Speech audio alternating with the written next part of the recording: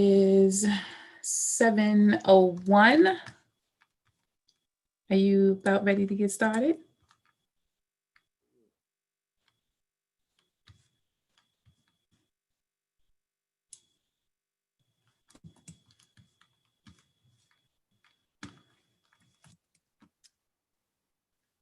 All right. All right, Chief, you ready to get started? Hey ma'am, how are you doing this evening? I'm well, thank you. How are you doing? I'm good. Good. I appreciate you taking the time out of what I'm sure is an absolutely busy schedule to sit down and have a community conversation with me. Glad to be here and thanks for the invite. I changed this to speaker view so we can see ourselves as we're speaking instead of some of the folks that are joining us. So for those who have joined us, I will have you all on mute, just some housekeeping rules. And if you have any questions, it is preferred that you would drop your questions in the chat box. And then that way I can read off some of the questions to Chief Galyen and he will be able to answer like that. So Chief, let me introduce you. So we have with us tonight for our Dumfries community conversation, our Town of Dumfries acting Chief of Police, Chief Galyen. How are you this evening? Did I get that right? You did, thank you. Okay. Everybody says Galen, but it's actually Galyen, so It, O before the Y. so, I think I probably switch up in, whichever kind of comes to mind first. So I'm going to just say Chief because I know I'm saying that correctly. Perfect, that works for me. Okay, cool. Cool. So I have a lot of different things I want to talk to you about, but I think I want to start with the I don't know if it's the elephant in the room, but the thing that most people are talking about right now is that Governor Northam, because of the pandemic, has just regressed our progress as far as our freedom. So what does that mean from the chief of police standpoint? Is there law enforcement? What does that look like for you all and for the town of Dumfries? But some of the new restrictions I was actually reading, but I didn't see which ones were actually mandated, but there is some, could be class 1 misdemeanors. I'm assuming it's probably going to be the mask mandate. Wear a mask outside from the age of five and up, as well as no gatherings over 10 people. That's probably going to be the other class 1 misdemeanor. I was reading there's a curfew from 12 to 5, but I was reading that is not enforceable. So that one would not fall into the category for us. But obviously we can still advise people, hey, like it's not the best time to be out with everything that's going on, but it's not for the police as of this time.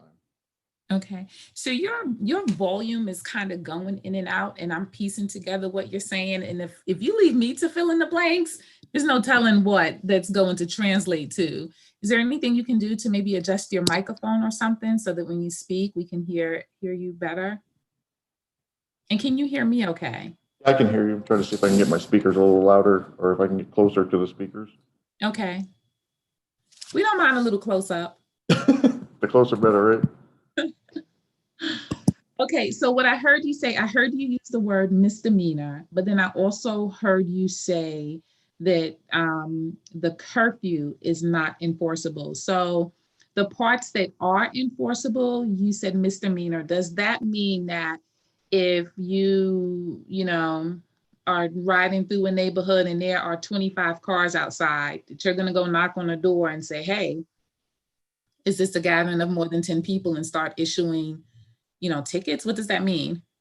Well, I guess that's plausible, but it's not. We can't just go into people's houses. So that's the catch 22 of people say, hey, you can't come in unless we have a reason to go in the house. We're not going to go in houses. But if we do see like gatherings outside, it's something that we could people at the basketball courts, but they're really close and there's a big gathering, but are into these businesses. We could go into the businesses like some of the Rosie's isn't open yet, but that would be an example. Your sound is still going in and out. I'm sorry. Is there anything we can try to do to? Let me try one thing real quick. I want folks to be able to hear you.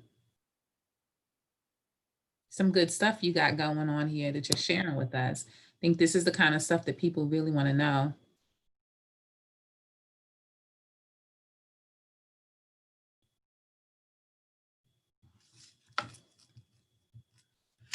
So in the meantime, what I heard you say, oh, okay, let's see. Looks like you are in the waiting room again. So we will admit, are you like calling from your phone?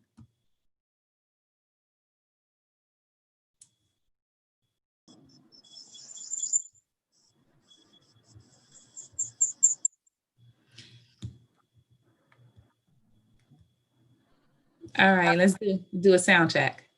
Can you hear me now? Yes, but there's an echo. So I think you'll have to mute your laptop now. Mute the sound even on your laptop.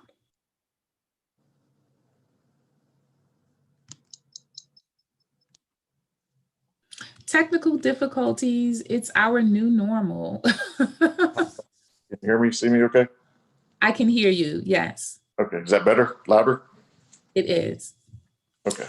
The only challenge now is that when you are talking, because you dialed in with your phone, it wants to show your name and not your face. But that's okay. We'll get through that.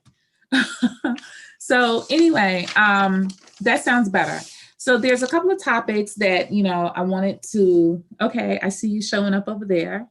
That's a better view too. The screen is definitely clearer. Turn this one off. Okay. There we go. There we go. All right. All right, we'll do from the phone. Okay. I mean, hey, it works. It works. Like I said, all of that's new normal. Technology issues and challenges and seeing each other through the lens, all of that is considered our new normal. Okay, thank you for that, Mr. Hand.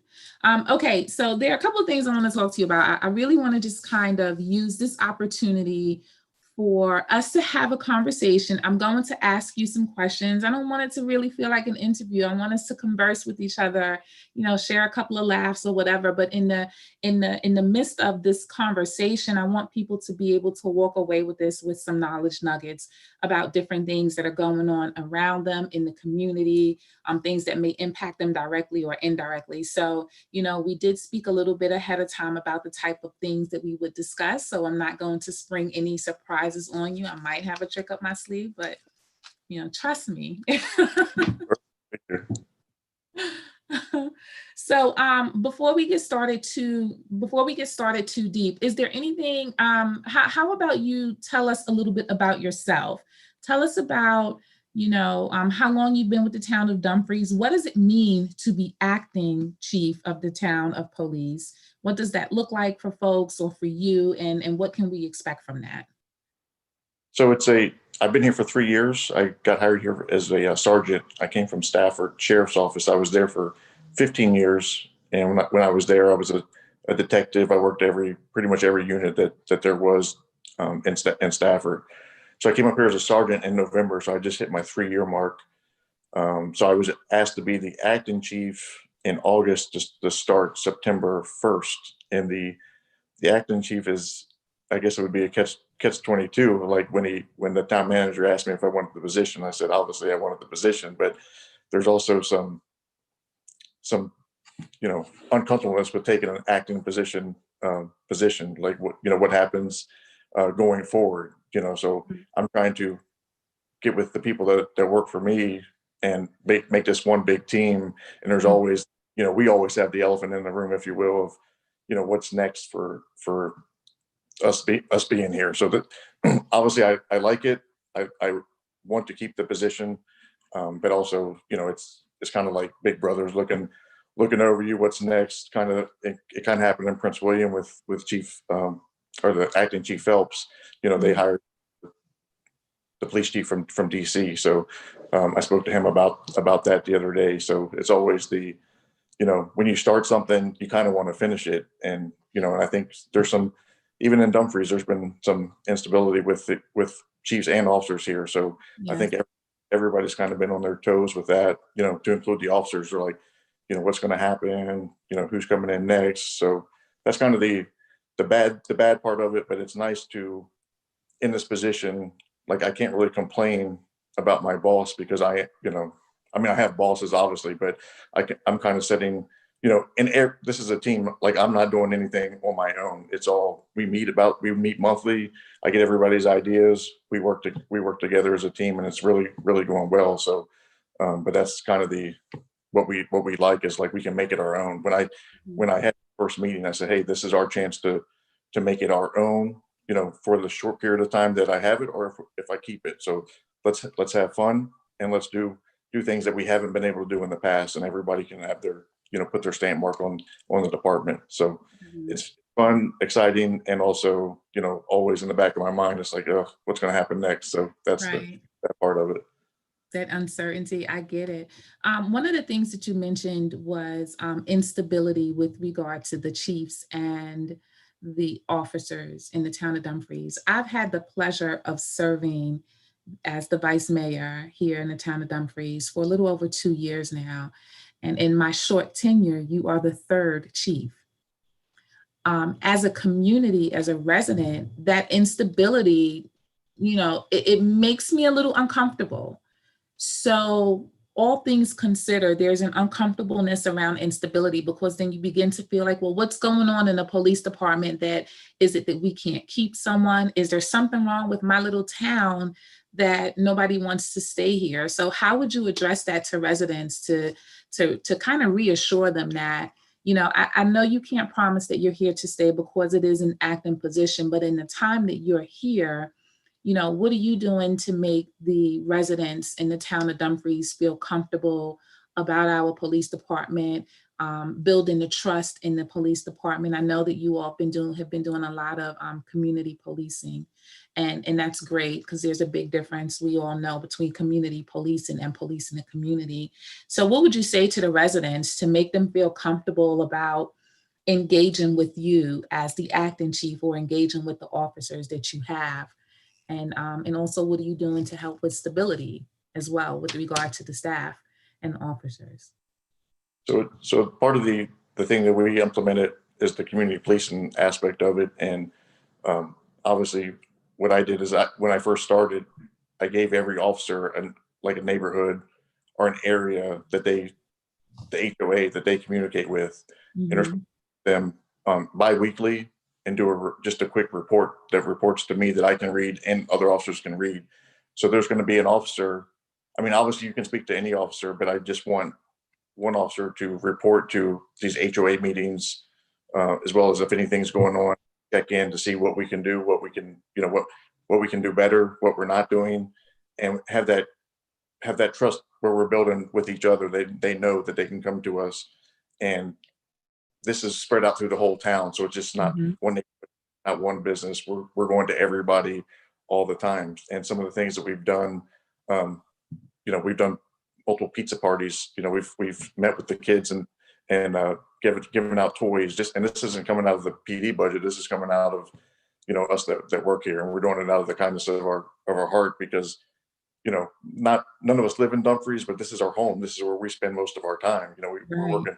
We're working 12 to 14-hour days here, and we might be home for 8 to 10 hours, but this is kind of our home right now. So technically we don't live here, but it is our home. So it kind of starts with the kids, right?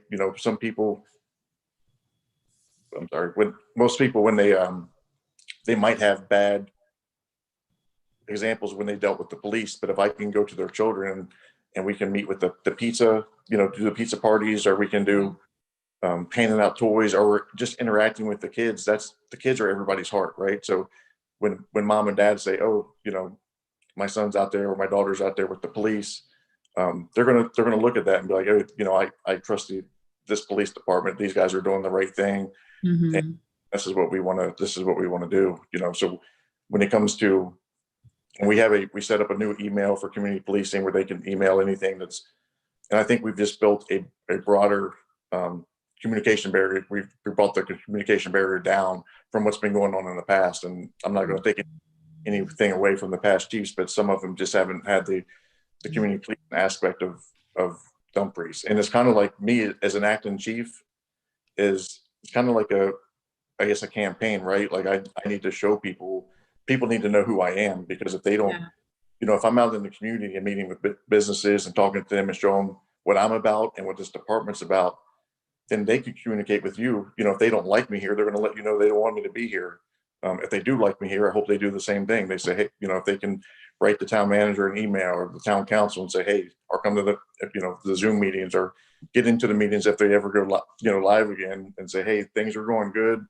Like, let's not mess this up. We really like the police and the avenue that we're taking. Even when we do stats, I'm not looking at the tickets or the arrests. It's the foot patrol hours that we're out. It's the things that we're doing out in the community. We just did the turkey drive where we fed 25 families. That was And, awesome. yeah, and then all through the town, and we're working on our Christmas, our holiday event now with the shop with the cop. We're going to do it a little bit different, but we're still going to do it. So we're not going to let COVID interrupt that. So I think it's just the interaction. The more we are interacting with the communities, we build that trust between the police department and the community, and people feel more comfortable. The more you see people, the more you talk to people, the better you feel about them. So that's kind of our thing. It's hard for me to, when you go to the staff part of it, I just say, hey, let's have a good time while we have it and do what we need to do. And if push comes to shove, when the town manager or the town council looks, and they might say, hey, maybe we don't need to go another direction. So it's not me. It's not what I'm doing. Like, these guys are doing it for me. Like, I'm just I'm just the department head, but those are the ones out there that are handling the calls, dealing with the public. I'm not saying I'm not, but I do. So they're dealing with the public, and they're working for me, meaning for me to keep or having a chance to get the job. So I appreciate all the hard work that they're doing. And trust me, I hope when people see, like, we don't need this guy as a chief. It's like, we want this department to be the department that's here, and with me just being the figurehead. And that's how I want to look at it, where we're all just working together, community, police department, and everything's one. Yeah. So, I'm sorry. I was just going to say, there is some fears about, if somebody else does come in, what's going to happen, and it's a little bit different being a police department than a sheriff's office, because if a sheriff comes in, he can just wipe out, who he doesn't want to be around. The police department, we don't have that. So that's a little more, makes us feel a little bit better, but it's still a little uneasy. Yeah, I get it. So I've seen the things that you all have been doing, and as a police department, I think that Dumfries still has a lot of growth that has to take place, but you all seem to be on the right trajectory to build in those community relationships. I see the engagement with the community, and I just want to offer my kudos to you for what you've been doing in the time that you've been here so far. So, absolutely, thank you for that. With that said, I know that you are building relationships with the children, and through that, of course, building relationships with their families. So I think that's a great a thing that you're doing, because those relationships are important. And that's what community policing looks like. So, I am happy to have you here. I don't know, how things are going to turn out, but, if I, as a civilian, could offer any advice, I would just say rock out while you got the mic. You know what I mean? So just, do what you do, and then just allow, your actions to speak for themselves. And, if it's meant to be, then it'll be. But as we stand right now, we've had council meetings in the past several weeks, or what have you, several meetings where other council members have also acknowledged some of the things that we're seeing that's being done in the community, and we are happy about that. And you also mentioned the Christmas shop with the cop, or holiday shop with the cop. We want to be politically correct. The holiday shop with the cop program. And I have had the pleasure to participate in that for the past couple years. And when I tell you, it is an absolutely heartwarming event to be out there with the children. We would typically start off with feeding the children early in the morning. Then we would take them all to Walmart. Walmart has served as a great partner with us in doing that. And I do think, as a matter of fact, that shop with the cop, I think that might have been the brainchild of Councilman Fields when he was an officer in Dumfries. But to that point, it's been successful And I've been there shopping with the children in Walmart, and to see their faces light up and for them to be able to just kind of go around and pick what they want. There is no greater feeling than that, just to, give of myself and to be a part of that experience with the kids. So I'm really happy that you all have figured out a way to continue that tradition and not allow COVID to dampen that. So I think that's really great. So, as we're talking about building relationships with the community, I want to talk a little bit about some of the things that we see going on in the news. So, you know that this is where it starts to get a little hot, right? The hot topics. My sleeves. Right, let's get ready for this. So, defund the police. Defund the police has a narrative associated with it that I have to say I do agree with. The language itself of defund the police is not something that I actually agree with, because I think that the language actually serves as a misnomer. My understanding of defund the police is that it is not taking money out of the police departments. It is not to abolish the police. The defund the police narrative, from my understanding, and please correct me if I'm wrong or share your understanding, but my understanding of that is what that means is, police officers are not trained in mental health work. And what we're seeing is there are often times where people are dying at the hands of the police because the police are not properly equipped to handle mental health breakdowns. So my understanding of defund the police is that instead of all of the funding going toward tactical training or weaponry or what have you, that money is reallocated in a way that some of the money deemed for the police department is used to bring in mental health specialists or to train the officers on how to handle mental health responses. Is that your understanding of it? What are your thoughts around that? And if I'm wrong, please, shake the tree here. So when I first heard, I'll be honest, when I first heard defund the police, I was like, yeah, you have to be kidding me. Like, you want to do what? And I was also like, well, have at it. Like when I was hearing about the mental health, people that were going to go out and assist with the mental health calls or handle the mental health calls. I'm like, good luck to you. Like it's dangerous, right? So it Mhm. wasn't. I met with a political figure that was running for a seat, and he explained to me what he meant. It's like you said, it's the allocation of funds, Mhm. from the police department or from that part of the budget into other parts of like mental health, social services, or to assist with that stuff. So Mhm. for a while, I was kind of like, man, this is never going to work. And then I understood where they're coming from, and it's another tool on our belt, right? Or it's one less tool that's taken away from us that we are one less thing that we have to handle, if you will. So it makes our job a little bit easier. So when I first heard about it, I was definitely turned off until it was explained to me. And I think Yeah. that's the when police officers, it's when you first hear about it, you're offended by it, right? Like you're taking money from our budget, you're taking money from us, until you realize where that money's going, what they want to take away from us. Like, and when I say take away, I'm not meaning money. I mean in like calls for service that we don't have to handle, that they can have the experts come and handle that. Mhm. I was like, man, that's a great idea. Why don't when can we start? And obviously there's still things that have to be done. So it is a different allocation of funds, but it's also, if you take money out of our budget and you're killing us for our training and not having the proper equipment, like that has to come out. That comes from the budget. So it's kind of a catch-22. Right. We can, most of us have been through CIT training or, go through that, the critical incident training.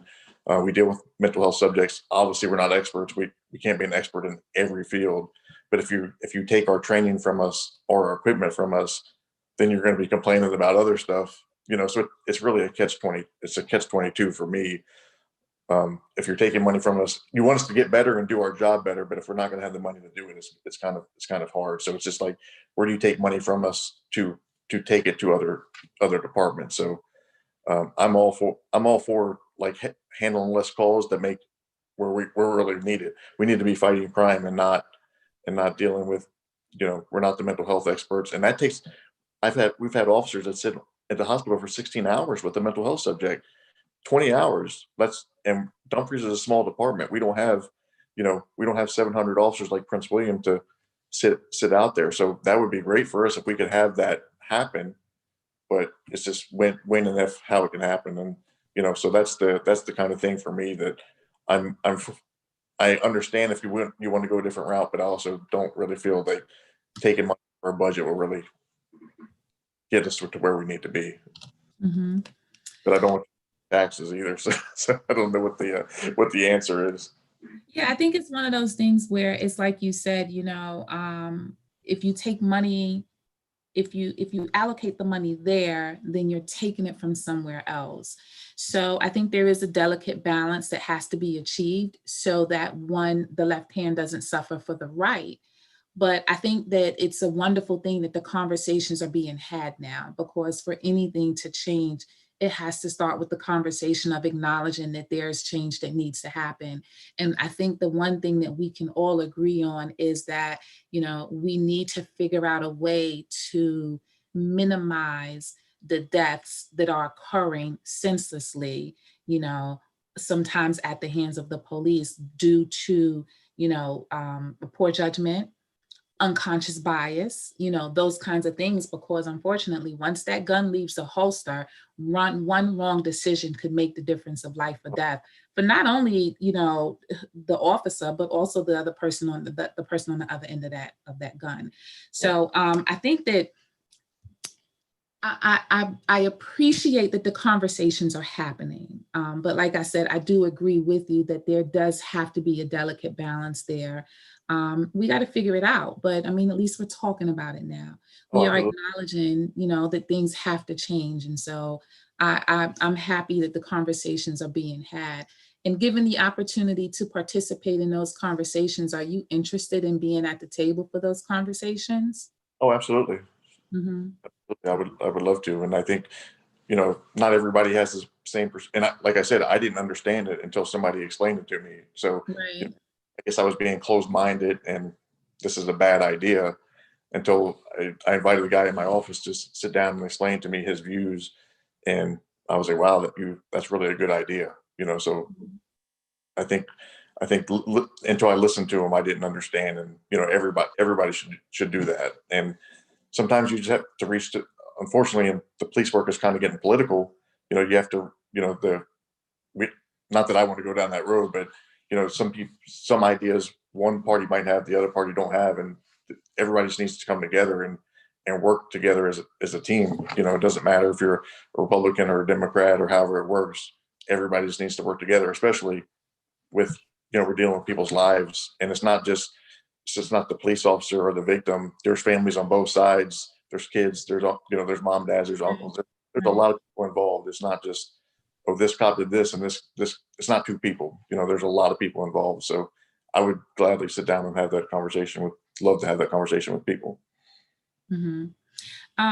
So there's a comment in the chat, and it really speaks to pretty much what I said. It says here that defund the police, and that's in quotations, is simply bad branding. And I absolutely agree, because as we've talked through it, we can see that, as a citizen and as the chief of police, we're really talking about the same thing here, which is ultimately what's best for the community as a whole. But like it's been said, it's been bad branding. One other comment in the chat says that defund the police is turning a blind eye to actions that force the police to take certain actions. I'm not sure I don't know if I agree or disagree with that, because I'm not really sure what's being said there. But does that mean anything to you? Do you have any feelings on that comment, that defund the police is turning a blind eye to actions that force the police to take certain actions? As I read that again, I think I disagree with that. What are your thoughts about that? I guess if I understand, it's maybe like punishing the police for somebody else's behavior. Is that what it sounds like to That's me? what it sounds like to me, which makes me say I don't think I agree with that, because I don't think that's what it is. Because as the other chat participant said, it's bad branding, but ultimately the ultimate goal, it seems here, is that what we want to do is really find the balance between, police have split decisions that they have to make. And I understand that, because I don't want to see anyone's life taken prematurely. My grandmother would argue it's not premature, it's God's will, however it happens, but I'm not going to get into that. But the point is, nobody wants to see someone die, by mistake, by poor judgment or a bad judgment call, a quick judgment call, etc. And so I think that once the dialogue has started, like I said before, we are on the same page and in agreement that what we want to see is that the balancing act takes place. And so that officers are, if they are not the ones trained to handle mental breaks, that there is someone there who can help handle a mental break so that someone's life could potentially be saved. And I think that we can all agree that that's the ultimate goal. I think that's a good thing. So as we're talking about the whole policing and mental breaks and those things, let's talk a little bit about Breonna Taylor. Not necessarily her in particular, but what I know is that no-knock warrants is something that has been a topic of conversation as a result of the untimely death of Breonna Taylor. What are your thoughts around what are your thoughts around that? I told you I got some tough ones for you. Well, as far as no-knock search warrants, I think they're dangerous for, probably just as dangerous for the police as it is for the house that they're going into. Obviously, Mhm. and I don't know all the facts about what happened in that house, so I don't want to speak on that. But I just know that there was an officer that was shot on a no-knock search warrant, right? So there was an officer who was shot in the leg, and they returned fire, and unfortunately, Breonna Taylor was hit, and that it's unfortunate as it was, but as you can see, it was just as dangerous for the police to do that. So I've actually been on no-knock search warrants, and they're even knocking search warrants. There's nothing fun. It's scary no matter what, right? Yeah. Whether I'm banging at the door first, or I'm just going straight in the house. Either way, they're dangerous. Either way, nobody really. If you get pumped up for it, it's kind of like if your mind's not right anyways. But Mhm. what we see is, I feel that is, with the stand your ground laws and the way some states, if you go banging the door and people don't have they don't know who's coming, right? So when you do a knock search warrant, you're knocking, hey, police, multiple times, loud enough for people to hear, so that the person on the other side, they have to know the police are at my door. So if I'm going to shoot, I know that I'm shooting at a policeman. I know what I'm doing. Most of the times, I would say no knock search warrants are for drugs or weapon search warrants. So my experience when I did drug work is, when they know the police are at the door, they're going to go flush they're running to the toilet, not running to get a gun, right? So they're going to go flush their drugs or hide their drugs or do whatever they're going to do. So I think it's very dangerous, and there's not a judge or a magistrate that can issue a no. There's not like a checkbox on the search warrant that says this is no knock. You know what I mean? So basically, when I write a search warrant, I just articulate all the dangers that I know about this house or the people in the house, and then it's kind of like the policy of the PD whether they're going to execute a no knock search warrant. So I Mhm. can't do when I'm given probable cause for a search warrant, I just give the magistrate the search warrant. They read it and they give it back to me. There's no questions that I'm not supposed to be asked questions. It's basically, you read that and it's on its face of everything, and we shouldn't have any conversation about it. You read it, you sign off on it, and then, like I said, it's up to the agency to how they execute the search, when and how they execute the search warrant. So Mhm. it was very, very unfortunate situation. I think it's very dangerous. Like I said, either way. I'm sorry to interrupt you, but I want to ask a question because I heard you say this before. You said it's very dangerous. Which part are you referring to as being dangerous? Are you referring to a no-knock warrant being dangerous for both the officers and the Yeah, occupants of the yes, dwelling? Okay. yes. That situation, that gentleman didn't know who was coming into his house. Yeah. Well, we don't have to talk too much about that particular case, because I don't want us to go down that rabbit hole. Right. I just, what I did want to hear from you was your opinion of no knock warrants and whether or not, if you felt that are they dangerous? Is it a good thing that Virginia, has recently signed an order saying that we will no longer do no knock Yeah. warrant? Oh, okay. And I guess that's really that's the part that I wanted to really kind of get down to. I think it's a little too touchy to talk about the specifics of any case, as you know better than I do, because there's so many variables and people will pick holes at what's being said and not know a full story. So ultimately what we are agreeing on, again, because we're in agreement here a lot, I'm gonna find something we don't agree on. I think it might be football, but we'll do that. Root for it. We'll do that at the end, and we have time to come back to it. So I want to kind of circle back to building relationships with the police. I know that with a lot of the injustice that we're seeing in the social injustice we're seeing right now, there have been incidents where police are engaging in behavior that's, inappropriate, and other officers are standing by. On the flip side of that, and so what I've heard that referred to is the blue wall. On the flip side of that, in the streets, people stand by and watch other people do bad things, and it's referred to as snitching. It seems to me like there's this, wall of protection on both sides. How do we break that barrier? Because I feel like if police would step from beyond that blue wall, and if you and I are working something together and you do something that's not right, we, officers have to begin to hold each other accountable. But just like in neighborhoods, if I see little Tommy down the street doing something he has no business doing, if I go in my house and close my door because I don't want to be a snitch, then I'm not holding little Tommy accountable. So I think that accountability is important. What are your thoughts around that blue wall / snitching? Because it's pretty much, to me, it seems like it's the same thing. It's just which side of the law is it on. How do we break through that in order to start holding each other more accountable? And that's on both sides. Do good, or I'm watching you, or I'll tell on you, or whatever. And that goes both ways. Yeah, definitely, it definitely does. And I'll speak from personal experience with the blue wall.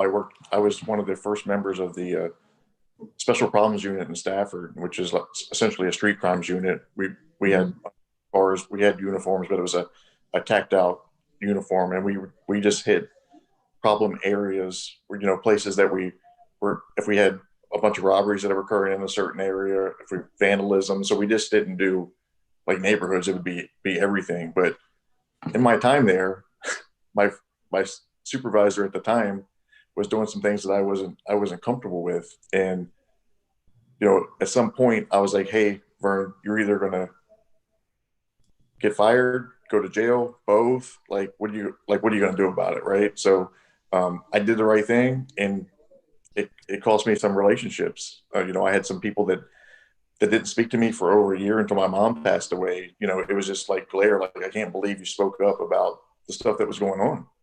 Mm-hmm. And it just wasn't right. And the stuff that I was seeing, people were in handcuffs, being hit, being beat after the fact. And I was like, man, I'm not, at some point I was like, I'm not, you got to say something. Like, this is, too much. I mean, one time is too much, right? Right. But it takes people time to get up the courage. Like, what happens when you speak out? It's just, there was 4 of us on the team. What are the other 2 guys going to think about, when you do this? Because guess what? They're going to go to them 2 guys during the investigation. Are they going to back my supervisor, or are they going to back me? So it's a line that it's same with the, when you're doing on the other side on the streets, like you're telling on your family and law enforcement, where, that's who I don't spend a lot of time with my family. I spend a lot of time with my zone partner, or the guys that I'm on the team for.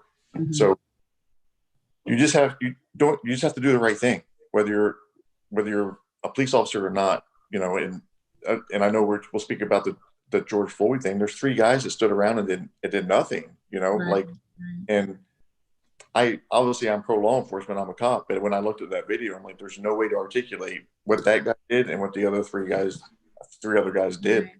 It's about Um, integrity. And yeah. so is the police chief in Dumfries, acting now, but, you know, in your position, you are right now the head of this department. So, what are you saying to your officers to ensure that they are working from a point of integrity? How do you encourage them that if their partner is doing something that you know is not right, do you have to offer some protection? How does that work? What are you doing as in your department to make sure that integrity is most important? So what we first of all, when the George Floyd incident occurred, this was before I was the acting chief. Chief McCarty was here, and we had a meeting about that, and we watched the video, and we all said, "Does anybody here see anything that's right being done?" Mhm. And obviously, there's a we didn't see the first part of the video. We don't know what happened, but 8.5 minutes is it's time, right? That's way too long for what was occurring. Um, so we all agreed, like, hey, that's not right. That shouldn't have happened. Somebody should have stepped up. Somebody should have said something. And so what we did is, like, when I took over, we went over to the use of force policy, and we talked about the intervention and the reporting, which are just going to be added to our policy. So you can get in trouble, and now if you don't intervene. So basically, Mhm. we told everybody, if you see somebody getting hot headed, if you see somebody doing something they shouldn't be doing, or it's going down that road, tap them out. You know, Right. tap them out. Like, hey, I got this. Take, just go back me up for a minute. I got this. Let me handle it. Go get your emotions in check. Or Mhm. and also you have to report it. And we're a small department. It's the same thing. We're a very small department, but I think we all know that I've made it clear. I have an open door policy. The sergeants here have an open door policy. Like, if something's going wrong, talk about it, and don't worry about the repercussions, because I'd rather keep 10 people happy than deal with one officer that's causing me problems. And you know what I Right. mean? If I got Mhm. one officer that's doing bad, I could deal with that. I don't want the 10 other people to be uncomfortable and leaving because of what one officer is doing. So that's kind of how I look at it. And, you just got to take friendships, how long out of it, Right. just Right. got to do the right thing. You're given a gun and a badge. Anytime you can take somebody's life, you better be doing it for the right reason, and we're not dealing with all the other stuff that comes in between it. And it's not funny, but I heard, like, growing up, I would hear from the old timers, "Oh, we used to." I've never, I have seen it when I work with the one supervisor, but they're like, "Oh, we just beat him in the head and turned him loose." Like, what does that mean? Like, you did what? And now, Yeah. Yeah. Like that's the culture. yeah, yeah, Yeah. that was the thing, and I'm like, this doesn't make sense to me. But that's the when you talk to the people that have been doing this job for 40, 50 years. Oh, but this is what we did. We just hit him with the billy club, or we Wow. what? You just have to, you know, you just got to have your moral, know that you're doing the right thing. Right. No matter how uncomfortable it is. I was uncomfortable for a long time, and still today, if I see some of the people involved in that, I would be I would be uncomfortable. But I know that I did the right thing, and I can sleep at night knowing I did the right thing. Well, I think that's great. I think accountability is absolutely what we're talking about here, and it's important. Accountability is important. I have always been of the opinion that um, parents, there are so many laws that protect the children and hold the parents responsible. So I've always felt like parents have all the accountability and no authority, whereas police officers have all the authority and no accountability. So, um, so I'm happy to hear that you are running a department where you are putting integrity above everything else, including friendships, and letting your officers know that you too will be held accountable for not holding your partner accountable, because with everything else, we have to hold each other accountable and we have to all work together. So I think that's a great thing. So we are down to the final 12, 13 minutes of this conversation. You've been sharing some great knowledge. I want to share with the participants some knowledge for themselves, something that they can take home and apply. So let's talk about carrying a concealed weapon during a traffic stop. I am a concealed permit carrier, and have a weapon to carry. And whenever I have my weapon in the car with me, I'm always thinking about what happens if I get pulled over and I have this weapon in my car. I think about the things I see on the news. I am a Black woman. I think about that. I think about, how many different things can go wrong. So what is, if I'm driving in the streets in Virginia and I'm carrying my concealed weapon and the police pull the blue lights in the back, they're pulling me over. What should I do, and what typically happens? What is the best way for everybody to walk away from that safe and hopefully without a ticket? So if the officer runs your tags and you're the owner of that vehicle, they'll be notified that you have a carry concealed weapon permit before they even approach your vehicle. Mm-hmm. So basically, it comes down to training and the officer. Like me, if I run the tag and it says carry a concealed weapon, that's your right. You're not doing anything wrong. So I'm not even going to ask you about it. Like I've been doing this for a long time. I know that it's your right, but if you get somebody out of the academy, they're going to be, they're taught, look for weapons, ask about weapons. So they're like, do you have your weapon on you? Mm-hmm. But you don't have to give that information. If you're not asked, you don't have to. Now it's a courteous thing to us. If you do say, hey, I do have my permit, I am carrying, and this is where it's at. Mm-hmm. So that's my advice, is if you don't have to do anything. If you want to be courteous to us and tell us, like, hey, just to let you know, keep your hands on the steering wheel as the officer approaches. Say, hey, just to let you know, I have my carry concealed permit. I do have my weapon. It's on my side by my seatbelt. Just don't reach for it, right? Just don't reach, obviously. So tell them, like, even as you're making moves, say, hey, I'm not reaching for the weapon. I'm going to reach in my center console for my registration. I'm going to reach in the dash for my registration, whatever you need to do. But I'm not going to ask you about it. That's just how I was, when I first got hired, I would ask, do you have your weapon? Where is it? Now I don't. You've gone through the process of taking your time out to go through the process to get your carry concealed weapon. Good for you. I think everybody, as long as you're allowed to have a weapon, you should have one. And Virginia's an open carry state, so you don't even have to have a concealed weapon permit unless you're going to carry concealed. So if I pull you over and you got your gun on your seat, that's your right. So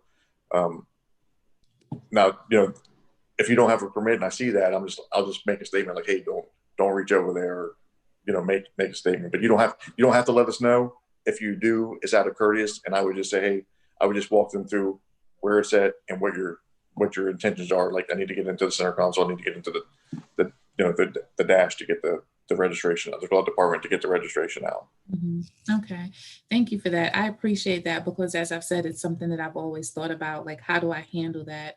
And honestly, I've been a little apprehensive about whether or not I want to carry it in the car.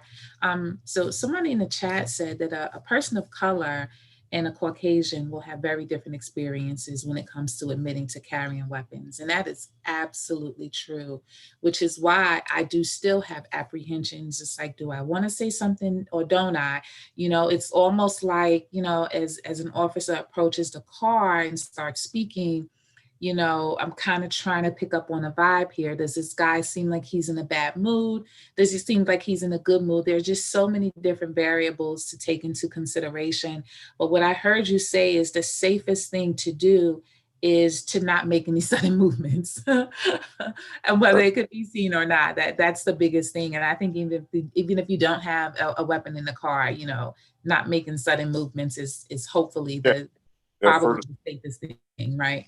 Yeah. Further movements in the car is, it always gets up on the, it raises my neck hair, when you're approaching the car and you see a bunch of movement going on. What's But I would always just articulate like, hey, I have my weapon. This is where it's at.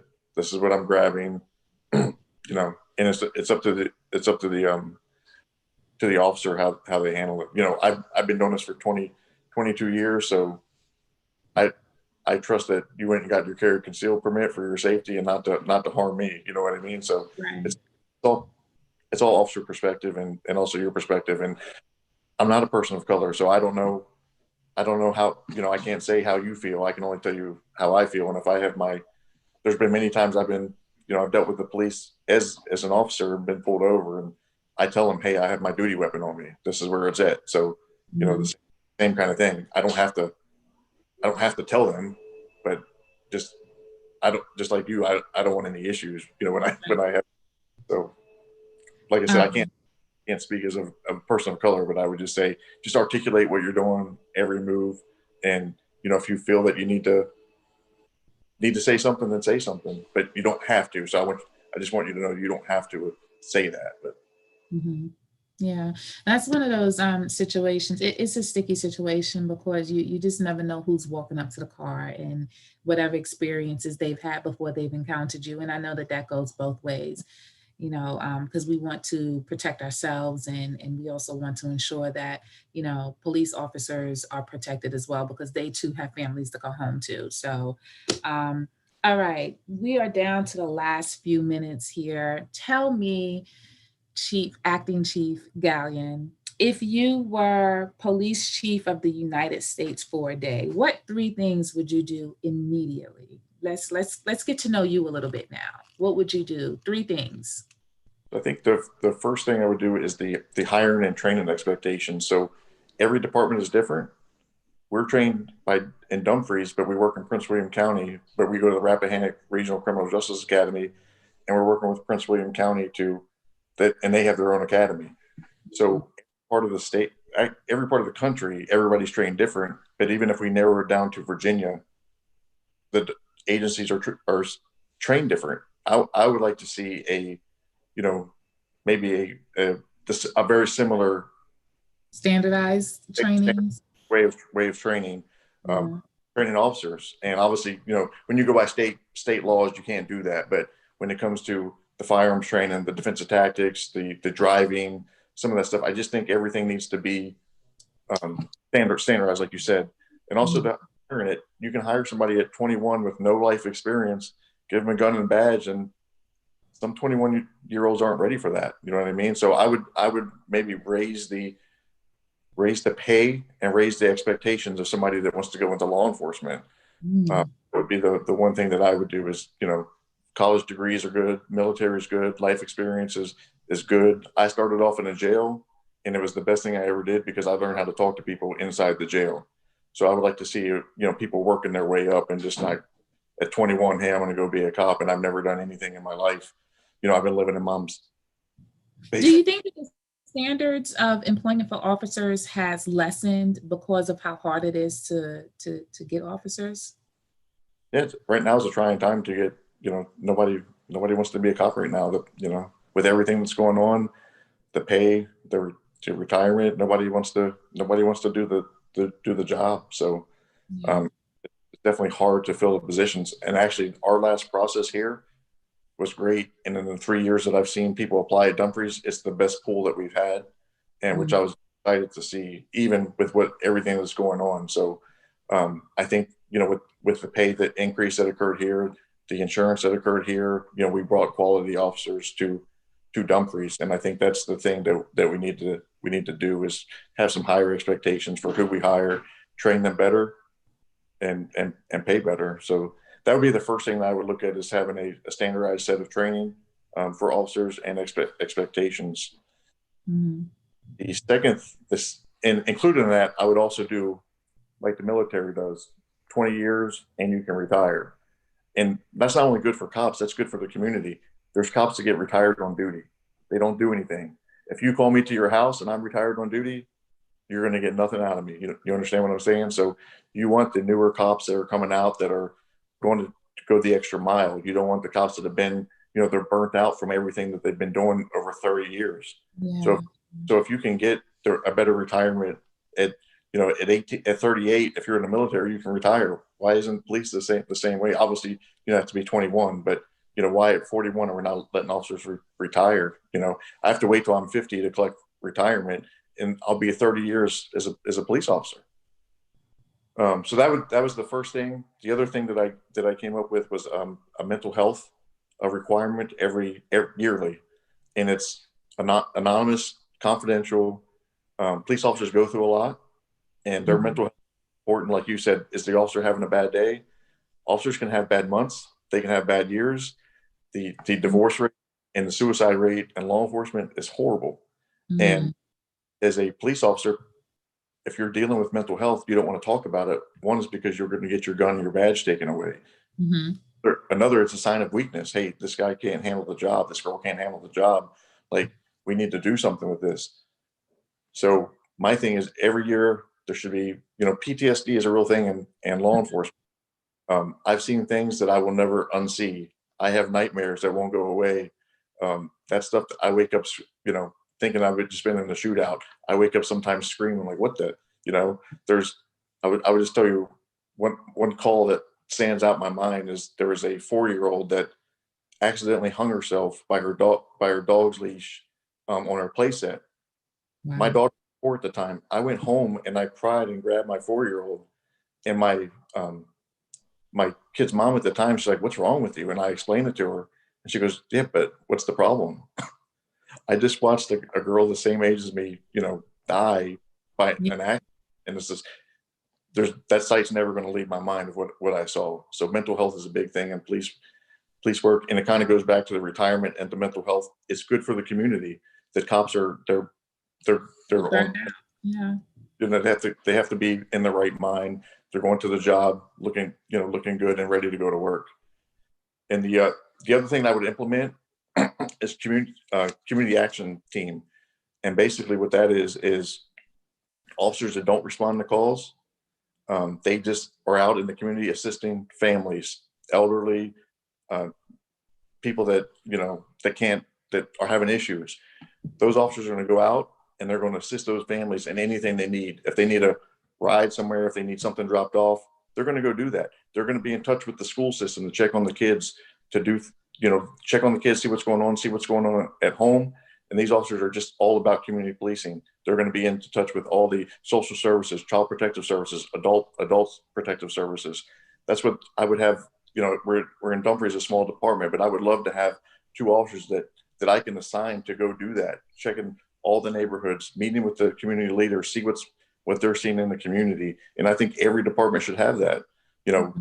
Everybody action team. I like that. Everybody else can be tied to the radio, answering calls, but I would like somebody else that's doing community stuff. And even if you rotate those people through that, so they're not doing that all the time and they get to do the police side of the job, but it needs to be, it's better for everybody, and it builds the trust in the community. But if I have 2 officers that are doing it and they say, they might not talk to me because they don't know me, but they see these officers every day, they're helping them out. Hey, they'll tell them something that they'll come back and say, "Hey, chief, this is what's going on. Let's do something about it." But they might not call me up and say, "Hey, I don't know you. I don't know your number. I don't know anything." So it's just to build a rapport, from the community to the department. I think that those are 3 nice things.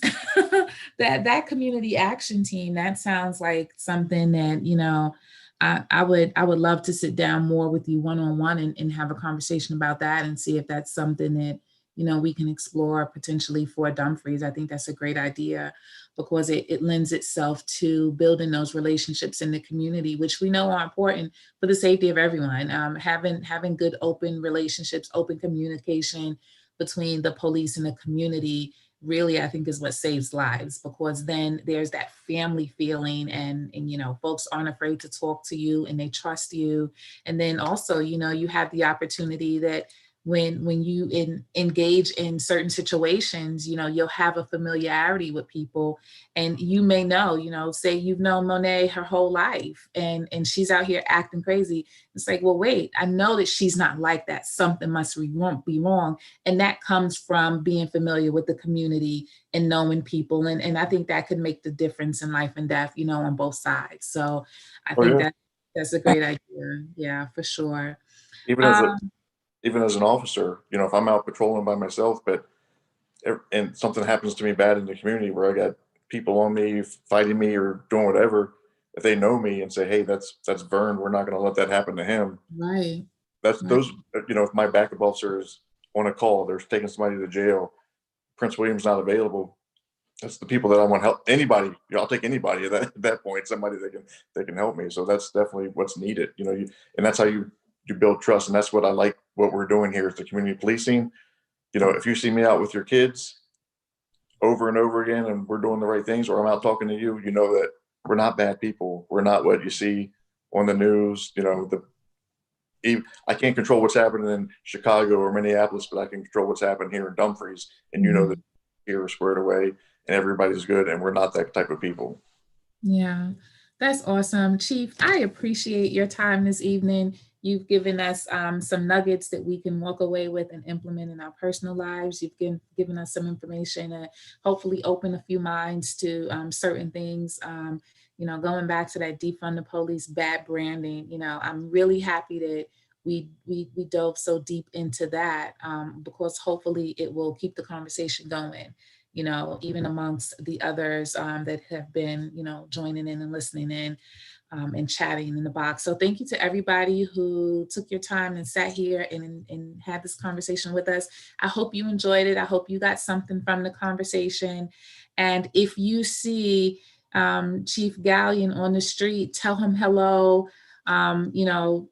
It, continue the conversation with you when you see him. He's the kind of guy that's willing to have those conversations.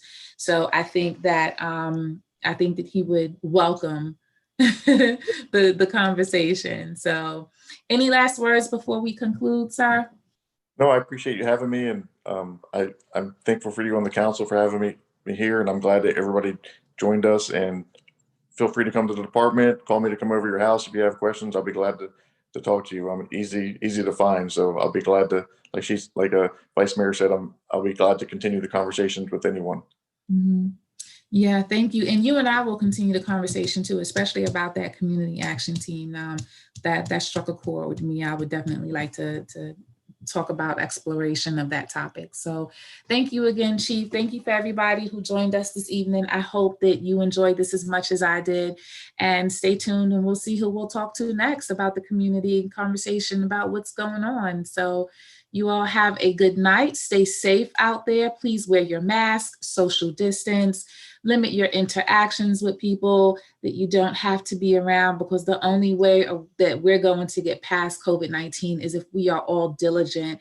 And as inconvenient as some of the things are with regard to having to wear a mask and not being able to go to your favorite restaurant, I don't know about you, but I choose safety over convenience anytime. I want to be safe. And if that means being inconvenienced a little bit, that's okay with me. And I hope that you will love and respect all of us and wear your mask when you're out there also. All right, everybody, take care. Good night. All right. Thank you.